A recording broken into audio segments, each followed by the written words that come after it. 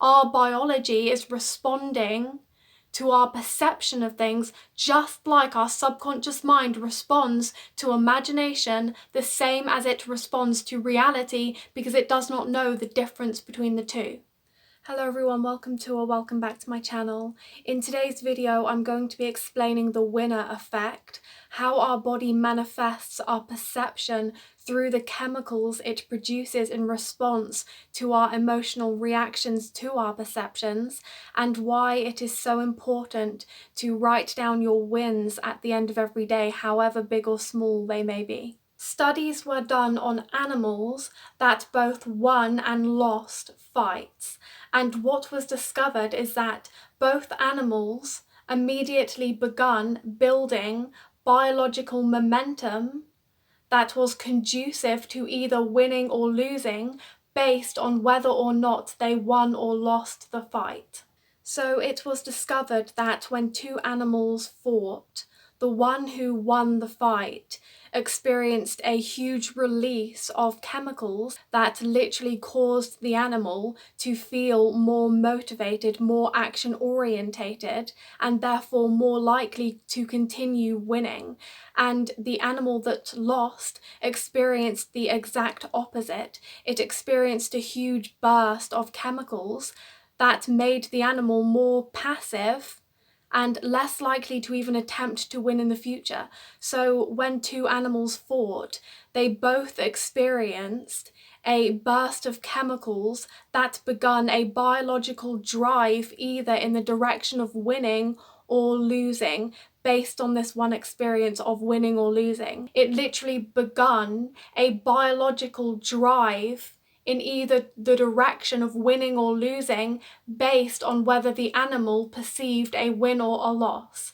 Now, what's the difference between humans and animals? We can choose whether we perceive a loss or a win. We can choose what direction we put our focus in. Many studies have shown that human beings are no different in this way. When we perceive a win or a loss, our brain, the chemicals within our body, immediately begin responding in accordance with what we have perceived. Our biology is the same in that sense, but the difference between us and animals is that we can consciously choose where we place our focus. We are not bound by our win or our loss. We are bound by our perception of those wins and losses, and we can choose to focus on the wins and build biological momentum in that direction, rather than being like the animal that lost, that is bound by its loss because it does not have the mental ability to choose to focus. We literally build biological momentum in the direction of either winning or losing, success or failure, and the one thing that has control over in which direction we build momentum is perception of either a win or a loss, and this is something that we have complete control over. It is the emotions that are occurring in reaction to your perception of whatever is happening in reality that send the signals to your brain and body that cause these chemicals to be produced. When somebody's on Instagram and they post a picture and people like their picture, when somebody likes their picture, they are perceiving that they are being approved of and liked, and that reaction, that emotional reaction to what they are perceiving, I am perceiving being approved of, that perception and the emotional reaction to it causes dopamine to be produced in the body.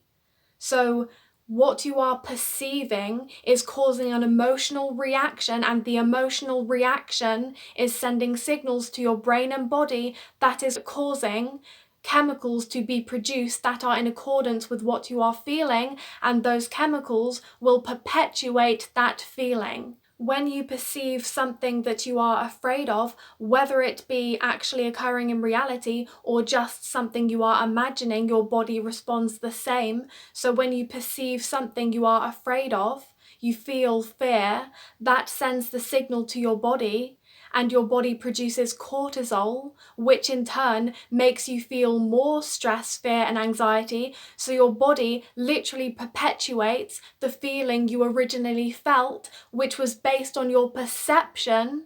And your perception can be based on something that happens in reality, or it can be based on something you are simply imagining. The fact is, you have control over what your body perpetuates and manifests just by controlling your perception. There was a study done on a group of hotel cleaners whose work is physically exhaustive, but they were not perceiving it as being the same as going to the gym and getting a proper workout, because it was just their daily routine. So they did not kind of think, you know, I'm getting a workout every day. So they did not perceive it that way.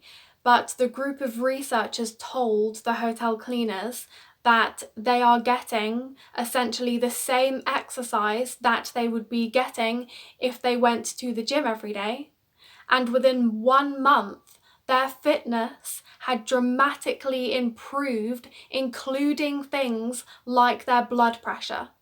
And nothing had physically changed. The only thing that changed was their perception of what they were doing. And this is my point. It is not about the physical win or loss. It is about your perception of it, and our biology is responding to our perception.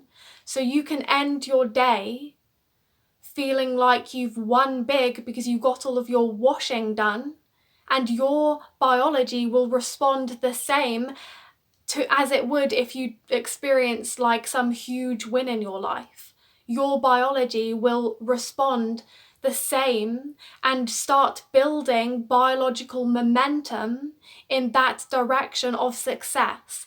It will begin producing chemicals that literally cause you to feel happier, more motivated, and more confident, which is all conducive to success. And it's all based on your perception. It's just like the subconscious mind does not know the difference between reality and imagination.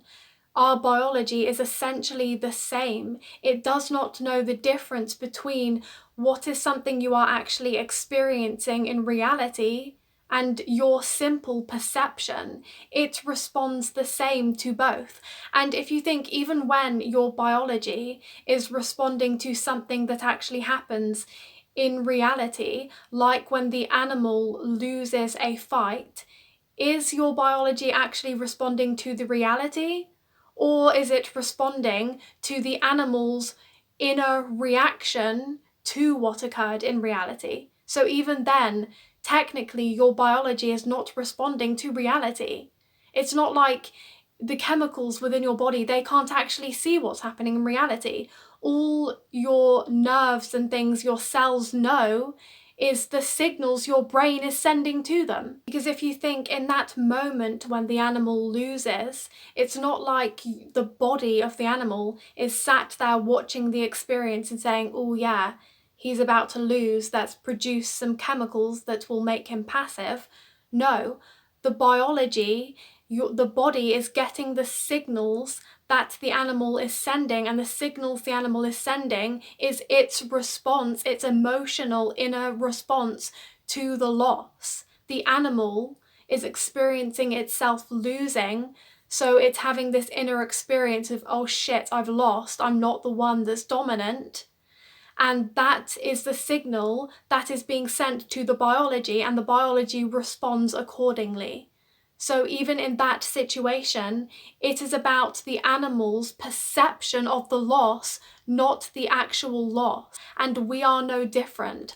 Our biology is responding to our perception of things, just like our subconscious mind responds to imagination the same as it responds to reality, because it does not know the difference between the two. Something that I think is a really good example of this is, for many years, you've seen people like psychologists and biologists trying to figure out why some people who are not stereotypically attractive are super attractive to the opposite gender, right? And they can't figure out why, because this person may not be stereotypically attractive and may in fact be stereotypically unattractive. And of course, it's all bullshit. I'm not saying that anyone is or isn't attractive. I'm just saying in terms of, for this theory, it's obviously based on what is considered stereotypically attractive, okay? So for many years, people have been trying to figure out how certain people who are not stereotypically attractive have some kind of magnetic pull about them. And my theory is that along their path somewhere, something occurred, maybe just one single scenario, like one win or loss, occurred that caused this person to perceive themselves as attractive to the opposite gender. And so their body, their biology began responding accordingly and doing things like producing more pheromones, more estrogen or testosterone based on your gender, that caused the opposite gender to respond to those chemicals, because we can smell them and sense them subconsciously. So it caused the opposite gender to in turn become more attracted to them, because their biology is responding to their perception of themselves. And this new perception of self can occur from literally one scenario, one situation that could cause a person to perceive themselves as attractive to the opposite gender. And as we know from science and biology, your body responds immediately to your new perception. This is probably what is occurring when you have somebody who is not stereotypically attractive, who is clearly magnetic to the opposite gender. These people who are being studied that are not stereotypically attractive and may actually be stereotypically unattractive, it's not like they're even getting to know people, so they're not like magnetizing people with their, they may have a beautiful personality. It's literally, they are literally being chased by loads of people who do not even know them. So that begs the question, what's the factor that is pulling these people in? Because it's clearly not their personality, because they don't even know them. They're being chased by people that don't even know them. So what is the magnetic factor here? That's the question that people like psychologists have been asking. And to me, what I think this is our very own biology manifesting our own perception of self. It's an example of how we perceive ourselves, our body will manifest that. It will produce chemicals that are in accordance with that perception. Our energy literally manifests even through things like our biology, and this is in accordance with what we know about manifestation. Our biology is in alignment with what we know about manifestation. Your very own body will manifest your perception of self. Our biology literally creates an environment that helps us manifest that perception. And this all makes complete sense when we are coming from the perspective of manifestation. I have used our biology as an example for manifestation for a long time in previous videos. You can sit here and imagine something very scary, something that you are afraid of, that you are worrying about, and your body will instantly start producing cortisol in response to what you are imagining. You can start imagining something that brings you pleasure, and your body will start producing dopamine in response to what you are imagining. So it is not bound by the physical reality. It's bound by your perception, and your perception is something that you have complete control over. You have immense power. This is why writing down your wins at the end of your day can literally make you more likely to succeed with everything else. And it does not matter how big or small the win is. It can literally be you getting all of your washing done. It could even be that you broke down 2 miles from your house and had to walk the 2 miles home. You can literally write that down as a win because you got 2 miles of exercise in.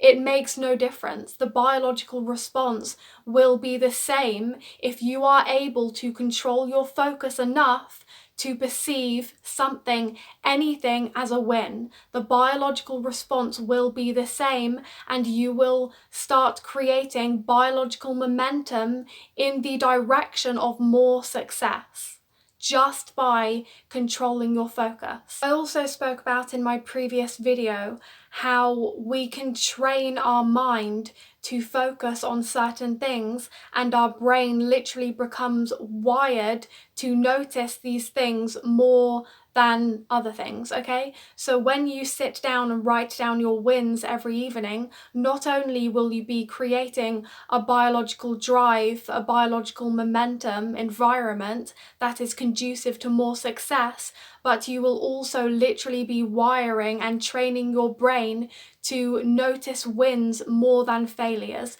Because right now, your body may be predominantly focused and chemically wired in the direction of failure. Okay, so you are wired to notice losses more than wins right now. So when you start writing down your wins, you will literally be training your mind to focus on wins and notice wins more than anything else. So this is another reason why it's absolutely so important to write down your wins every day. I literally just take my notebook and I write down anything that I can possibly perceive as a win. Like I said, it does not matter what it is. It can be big or small, it does not matter. It can be you getting all of your washing done, it can be filming a video, it can be literally anything. Anything you can perceive as a win, I write it down and then I write win at the end of it. So I'm clearly identifying that I perceive this thing as a win. And I do that with sometimes 20 things at the end of every day. And then in the morning, I once again read all the wins I wrote down the evening before, and then I repeat the process in the evening. So I do this every day. So not only is this creating a chemical environment within the brain and body that is conducive to more success, but it is also wiring our brains to notice more successes, however big or small, than anything else. When we look into these things, our very own biology and psychology are literally in alignment with what we know about manifestation. Our brains and our biology are literally designed in such a way that they manifest and perpetuate our perceptions and what we focus on. It's just amazing. It's just all in alignment. It's all so synchronized. It's just amazing how everything has been designed so beautifully. So anyway, thank you so much for watching, and I will see you in the next video.